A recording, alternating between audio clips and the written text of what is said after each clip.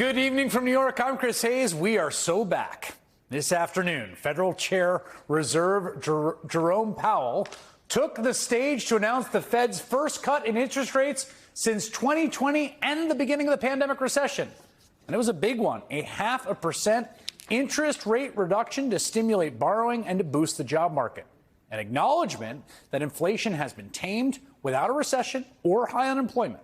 In other words, the economy's landing has been soft, and America has beaten back the nearly unprecedented economic challenges of the global pandemic and the ensuing disruption to the economy. It's huge news. It's also proof the Biden economic recovery has been truly nothing short of miraculous, especially given the mess he inherited from Donald Trump and the fact the U.S. has outperformed every other country on earth. Trump, like so many Republicans before him, has enjoyed a polling advantage with voters over Democrats on the economy. Though that may be changing. Multiple national and swing state polls in recent weeks suggesting Vice President Kamala Harris is closing that gap and possibly even leading Trump on economic issues. Now, Harris has probably been helped by Trump's inability to even feign caring about the expenses of regular Americans, like, for instance, child care, as he proved earlier this month with that rambling answer to a direct question at the Economic Club of New York. It was mockable word salad, but with one really, really undernoticed but truly toxic ingredient that deserves much more attention.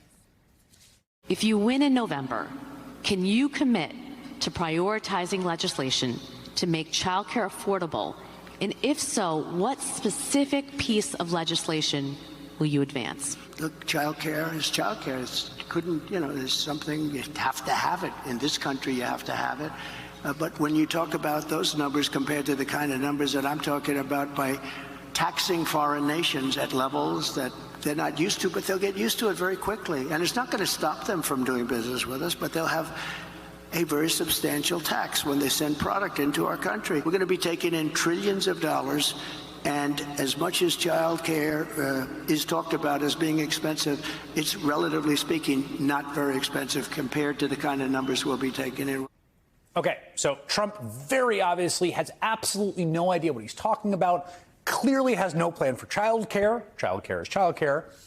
But there is something in that answer that truly is a plan.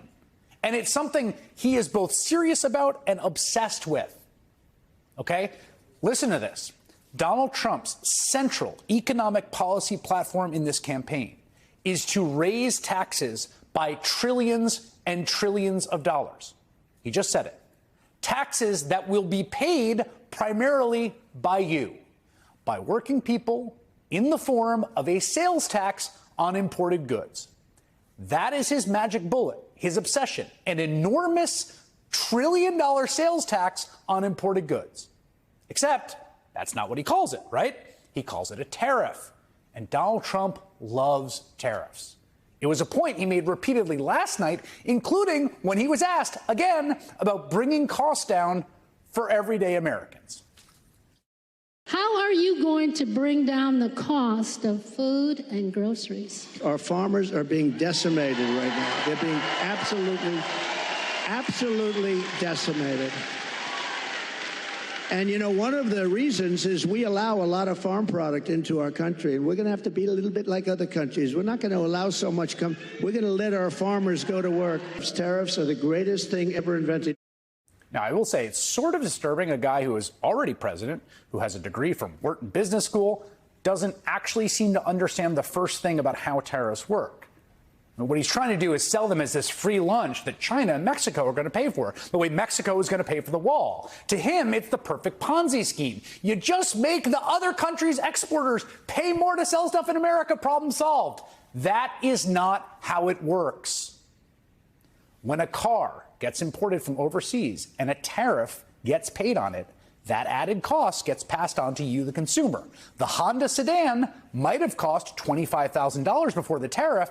Now it's going to cost $28,000. You're going to pay it. And you can make an argument about why that might be good policy for other reasons, helping domestic car production. What you cannot do, absolutely, is argue with a straight face that the tariff makes cars cheaper. No, it does the opposite. You pay more for the car because you pay the tax. Trump says tariffs will generate trillions of dollars, and maybe they will. That's trillions of dollars more you will pay for imported goods so producers can pay the government. A tariff is a tax on you. That's not just me saying that.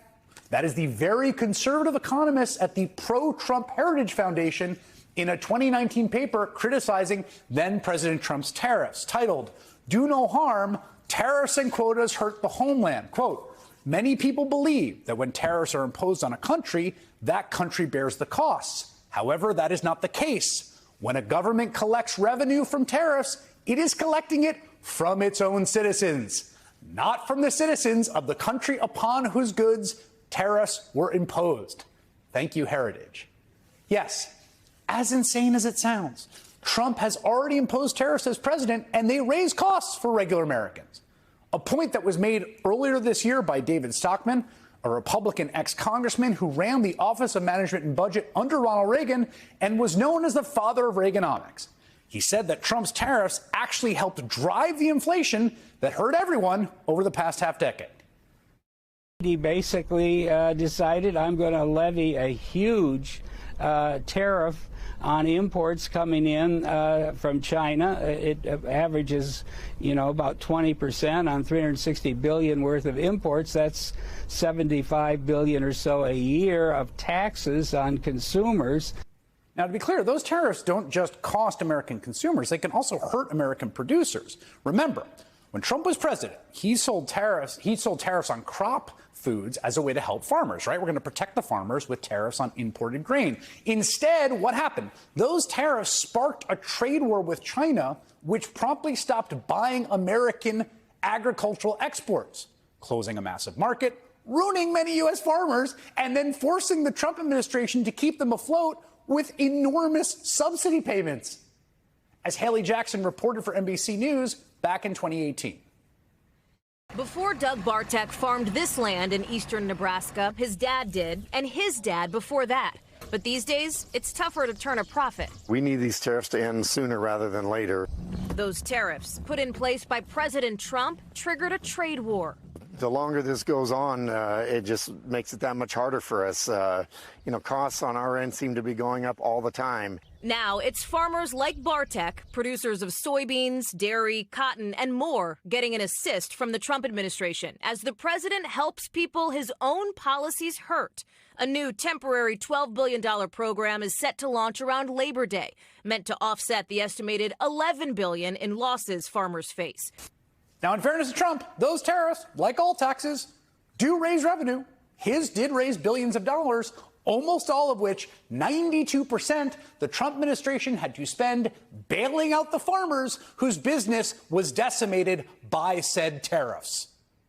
When all was said and done, those Trump subsidies to farmers amounted to more than the U.S. spends to maintain its arsenal of nuclear weapons, more than the entire budget of the State Department or NASA. So now, get this, Trump's answer to cutting your household or childcare expenses is to do a lot more tariffs. I mean, last night, a woman asked him, "How are you going to lower my grocery prices?" And Trump's response, in short, is, "I'm going to raise taxes on groceries." It is the very definition of crazy.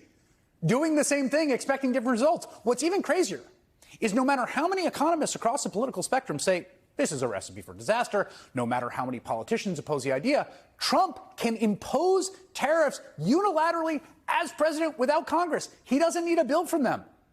That's what he did the first time in the trade war with China. And the sheer insanity of what he's proposing, trillions and trillions of dollars in new tariffs, is not really being grappled with by the media. It is being called out by Vice President Kamala Harris.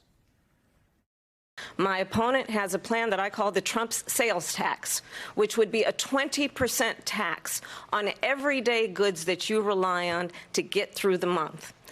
Economists have said that that Trump sales tax would actually result for middle-class families in about $4,000 more a year because of his policies and his ideas about what should be the backs of middle-class people paying for tax cuts for billionaires. President Trump, I'll give you 2 minutes. First of all, I have no sales tax. That's an incorrect statement. She knows that. We're doing tariffs on other countries. No, that's the thing. It's the same thing. It's the same thing. The tariffs on the other country is a sales tax on you. Donald Trump, I don't think, understands his own economic plan. A plan that even Republican economists say is a sales tax on Americans. A plan that already devastated American agriculture and turned American farmers from farmers into welfare recipients the first time around. But if he's elected, no one can stop him from making the same mistakes all over again.